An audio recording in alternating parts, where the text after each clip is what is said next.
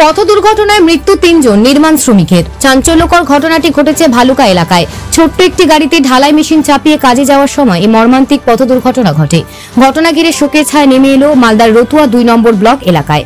জানা গেছে দুর্ঘটনায় মৃত নির্মাণ কর্মীর নাম শেখ রিন্টো, তোফাজুল ও রশিদুল। এদের মধ্যে প্রথম দুজনের বাড়ি রতুয়া ২ নম্বর ব্লকের পুরানপুর অঞ্চলের নামুটোলা এলাকায় এবং অপরজনের বাড়ি বাবলা বোনায়। স্থানীয় পরিবার সূত্রে জানা গেছে সোমবার সকালেই তারা বাড়ি থেকে কাজের উদ্দেশ্যে বের হয়। এরপর তারা অন্যান্য শ্রমিকদের সঙ্গে একটি ছোট্ট গাড়িতে ঢালাই মেশিন চাপিয়ে নিয়ে হরিশ্চন্দ্রপুরের তুলসীহাটার উদ্দেশ্যে রওনা দেন। কিন্তু তুলসীহাটা যাওয়ার আগে ভালুকা এলাকায় তাদের গাড়ি নিয়ন্ত্রণ হারিয়ে উল্টে যায়। গাড়িতে থাকা মোট ১১ জন শ্রমিক কম বেশি আহত হন। ঘটনাস্থলে মৃত্যু হয় ৩ জনের। আহতদের প্রথমে ভর্তি করা হয় মশালদাহ প্রাথমিক স্বাস্থ্য কেন্দ্রে, কিন্তু ৩ জনের অবস্থা আশঙ্কাজনক থাকায় তাদের মালদা মেডিকেল কলেজ হাসপাতালে রেফার করা হয়। মঙ্গলবার সকালে মৃত শ্রমিকদের বাড়ি যান মালদা জেলার সিটু নেতা। তিনি মৃত শ্রমিকের পরিবার বর্গকে সমবেদনা জানায়, পাশাপাশি তাদের প্রয়োজনীয় সাহায্য সহযোগিতা করার আশ্বাস দেন।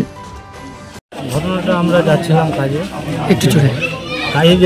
কাজে যাচ্ছিলাম আমরা যাচ্ছিলাম তুলসীহাটটা ঢালাই করছি।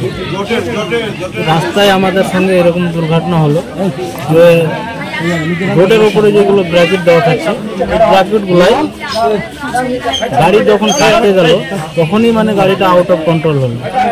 ৪-৫ ঝাঁকি মারার পরে গাড়িটা পাল্টে দিল। গাড়িটা পাল্টে দেওয়ার পরেই আমরা সব নিচ্ছি।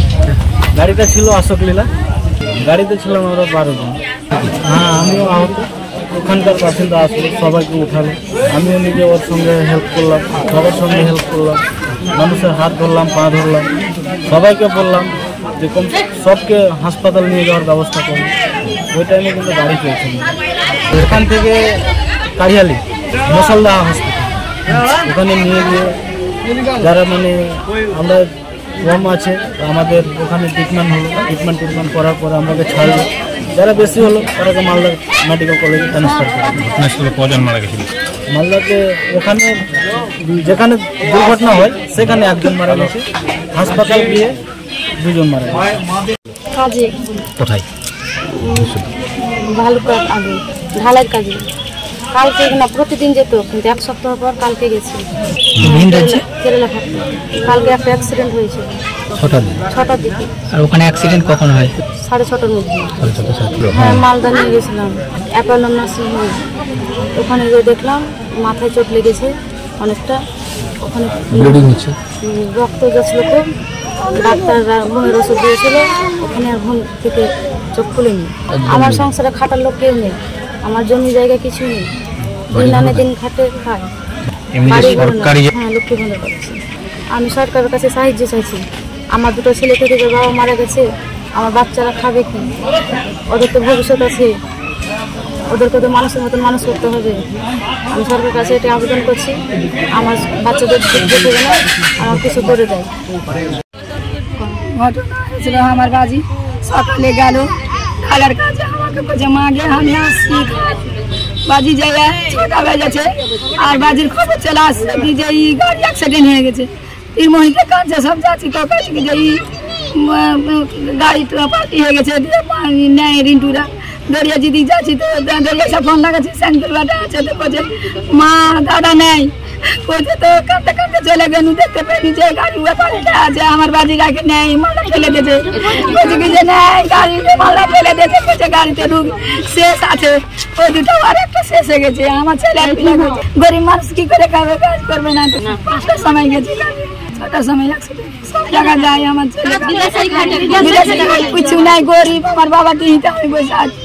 ছেলের বিয়ে হয়েছে, 2টা বেটা আছে, একটা যে বউ মারা গেছে, পোতা মাওড়া আছে, ফের ছেলে মরে গেল। আর একটা বউর আছে, একটা বেটা। আমরা CI2 মালদা জেলা কমিটির পক্ষ থেকে শ্রমিক সংগঠন, আর কালকেই শুনেছি, খবরটা পেয়েছি বিকেলের দিকে যে এরকম একটা গাড়ি করে যাচ্ছিল, মিক্সচার মেশিন ছিল আমাদের এই নমটোলা, সেখানে 2 জন মারা গেছেন। আর একজন বাবলা বোনাই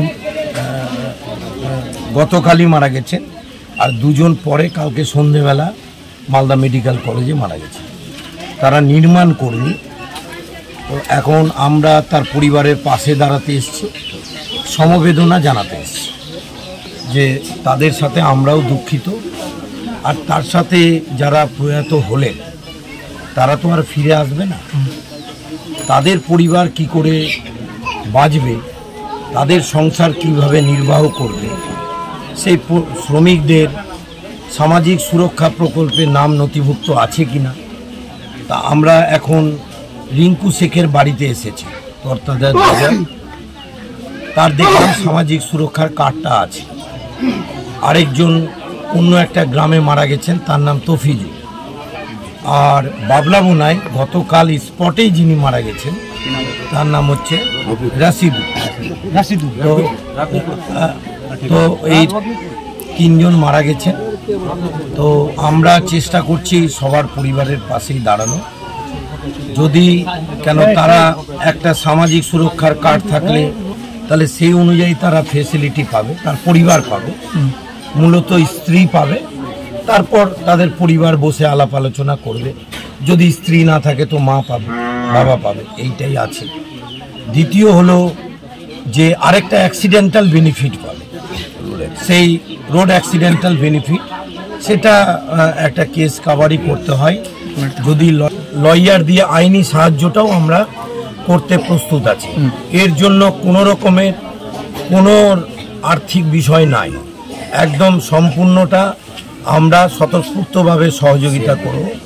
সিআই2-র পক্ষ থেকে তার পরিবার যদি চান যে কোনো রকমের পোস্টমর্টেম রিপোর্ট হোক, তারপরে যা যা বিষয় আছে সব বিষয়েই সহযোগিতা করব।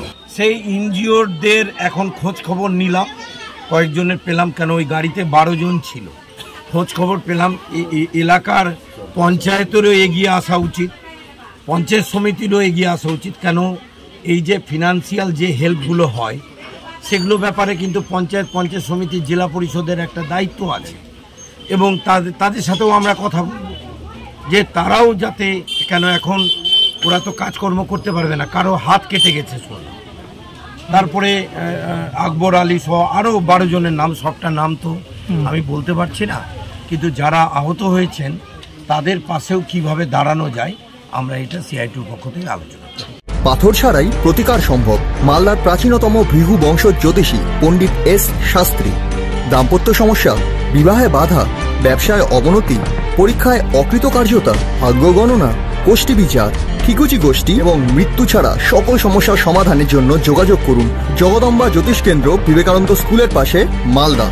মোবাইল 09733027832 অথবা 09332056956।